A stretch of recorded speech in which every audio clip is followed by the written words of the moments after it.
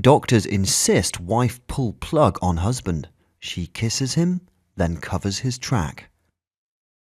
Scott Hawkins was just 37 years old when his whole world turned into a nightmare. Scott suffered a severe, massive stroke while his wife Danielle was attending a class in a neighbouring county. Her husband was home with their kids when Danielle received the phone call she will never forget. It was an April day when Danielle attended a class in a bordering county, and Scott stayed home with their children at their Durand residence in Michigan. He called me and he was slurring his words, Danielle recalled. He said he had an intense headache and that something was wrong. Danielle and Scott both dialed 911 and a medical team quickly arrived to rush Scott to hospital. When emergency medical crews loaded Scott into the ambulance, his blood pressure spiked, causing fluid in the lungs, Danielle said. It was just very, very bad, Danielle added before taking a long pause, admitting, sometimes it's hard to talk about it. The emergency medicals had to intubate Scott in the ambulance.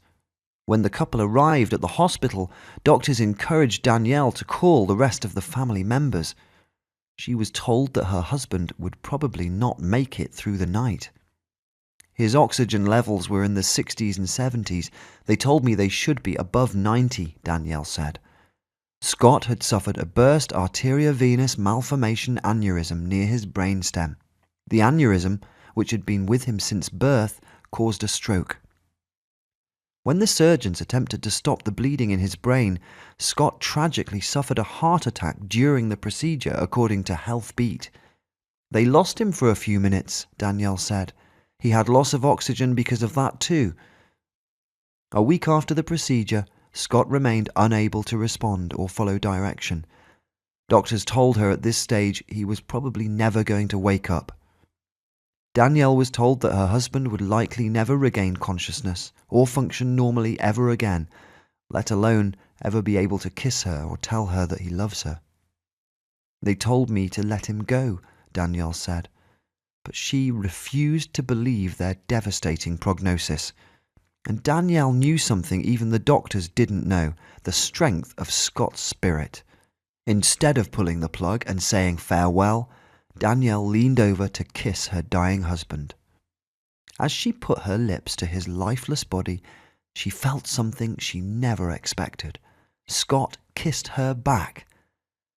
Maybe Danielle was imagining it, she admits, but that little sign was enough for her to believe in, enough to keep life support plugged in, and enough to forever change the course of their lives. With newfound hope, Danielle fought to keep Scott on life support, determined to prove to everyone that he would recover.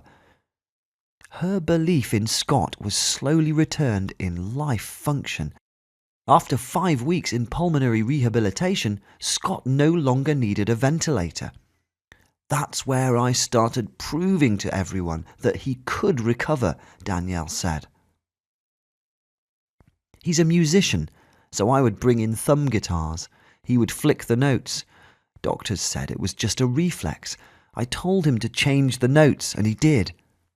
Danielle knew that if Scott tried to speak to her, he wouldn't be able to do so because of his tracheotomy, an incision in the windpipe made to relieve an obstruction to breathing.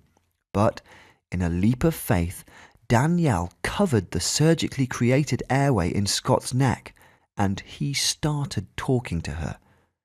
I covered his trach, and he started talking to me, she said. The first words were, "I love you."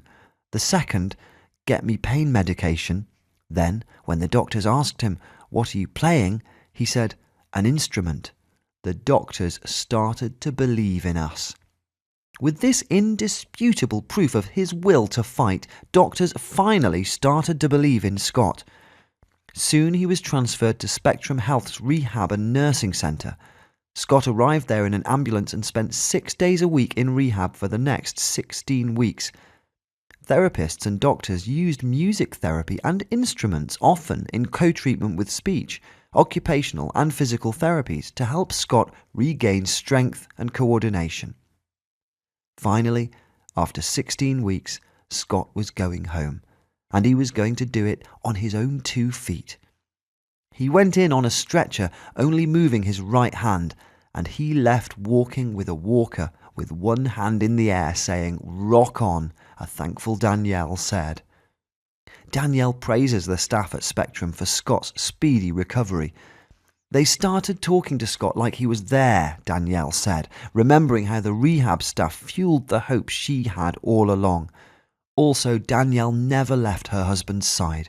She offered support, encouragement, and even tough love when needed. Danielle definitely believed he would recover. Even when they told her to call the family that first night, she just never felt it. She never believed Scott would die. Scott still has to recover for a very long time, but he's making progress step by step. He's playing his guitar again. He plays the drums. It used to be he couldn't swallow. He had a feeding tube for 9 months, but now he can eat anything he wants, Danielle said. I think that the biggest medical miracles happen when we believe that they can happen and give care with that in mind. The greatest thing you can give someone is a chance. The rehabilitation staff did that, seeing Scott as the man, husband and father he was, instead of just another patient chart to be dealt with as quickly as possible. Too many people take marriage for granted, tossing aside such dedication when it's no longer easy or convenient. Thankfully, Danielle Hawkins made a vow to remain steadfast to her husband in sickness and in health, through good times and bad, and she meant those words, never giving up on him. This couple's perseverance is proof that a strong bond can overcome even the biggest obstacles, and our intuition can be more accurate than any medical test. Please share this if you agree.